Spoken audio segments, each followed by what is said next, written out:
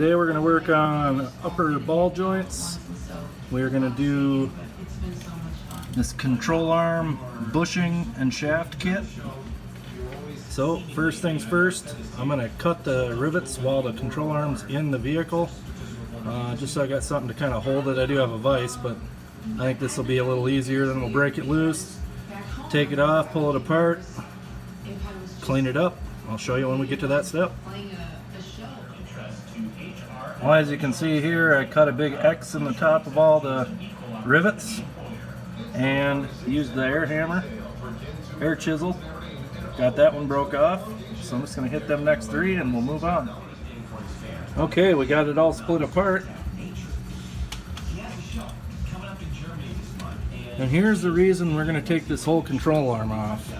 I believe you're supposed to be able to lift that up, and its own pressure should kind of hold it up there, and it just flops around. So we're going to take it off and replace the control arm shaft and the bushing kit at the same time. Clean it up, and that's what you'll see next. Alright, to remove this upper control arm, there's a nut here and a nut here. The easiest thing to do is to lift it up, get right on it with a ratchet, pulls right off. There we go. I did want to mention when you pull these control arms off, there's some shims back here for your alignment. Try to leave them on there. That way, when you put it back, your arm back on, your alignment's somewhat close. And once you're done with all this stuff, you're going to want to get in alignment anyway. Alright, once you get to this step, I like to clamp it in a vise. And these rivets here, I take a drill and just kind of drill in a little ways so it pulls off a little easier. Just drill those out a little bit and we'll see what happens. Alright, we got those drilled out a little bit. You basically just want to drill them out enough so that any protruding rivet that was out would still be mushroomed a little bit around this area. You cut that down. That way you can just get an air chisel in back behind here and try to pop it out. So we'll see what happens. Alright, we got those drilled out a little bit. You basically just want to drill them out enough so that any protruding rivet that was out would still be mushroomed a little bit around this area. You cut that down. That way you can just get an air chisel in back behind here and try to pop it out. So we'll see what happens. Alright, here we go. Literally about 10 seconds with an air chisel.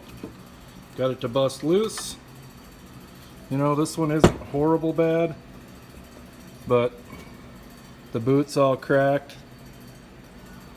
Here's the passenger side. It was shelled. I mean, it's not supposed to be that freaking wiggly.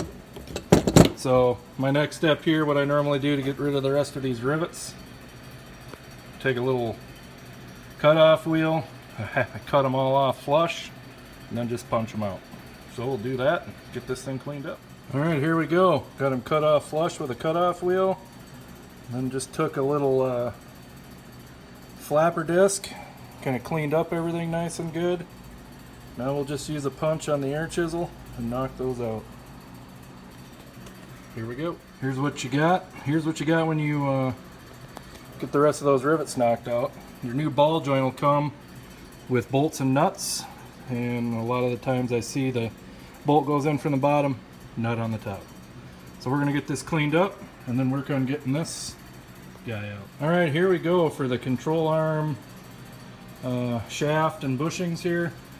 Easiest way I found is to kind of bolt it in or clamp it into a good vise, and then I put an 1 3/8" socket on there. I got this big 1-inch drive set.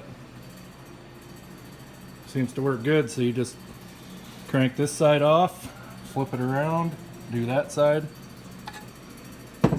Both of these just screw on there, and then they press fit in there. So we're going to do that. I'll show you what we got when we're done.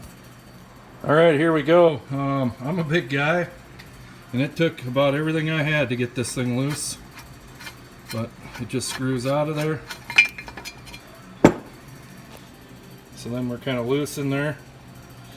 take that nut out of the other side, then you can just kind of lift this out like so. So put your jock strap on when you do this. I just kind of wanted to point out here, this vise came from my grandpa's shop. He ran a auto salvage dealership or business back in the 70s and 80s. He passed away about a month before my daughter was born, so almost 12 years ago. And when he passed away, my grandma said anybody that wanted anything to remember my grandpa by was able to take one thing, and this was what I wanted, was his vise, because I always remembered him having something clamped in here and working on it, so we're keeping it going. Alright, so here we go. We got this side out. Take it loose.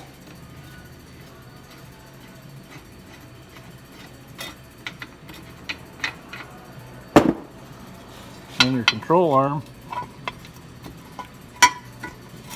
Just kind of unhook it on one end, unhook it on the other, and we're free. Alright, here we go. Got the control arm all cleaned up, painted, ball joint put in. Just put a couple bolts in from the bottom. Tighten it up, make sure everything kind of flushes up in there. Now we're going to work on that control arm shaft. Get that up here next. Alright, for this control arm shaft, all we do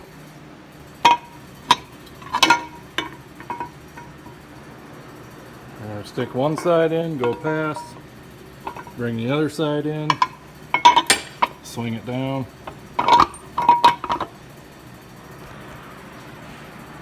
And then we're going to start each side here. Let me get those started and I'll come right back. Alright, so what I did on the other one is I screwed it in until this rubber was even here on both sides. I just kind of did about 5 to 6 turns on each side evenly, kind of pull it in even. And when you get to the end, you just final torque it. Alright, here we go. Got everything final torqued. The nut should come up flush to the collar here on the arm, both sides. And you can see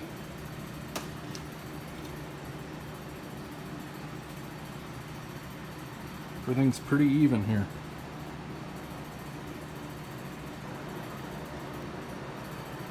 Alright, we're just going to put our grease zerks in and we should be good to go.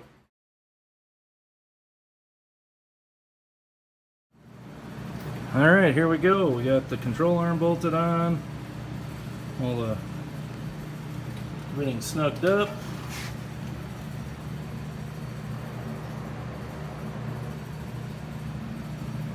So there we go. That's the upper.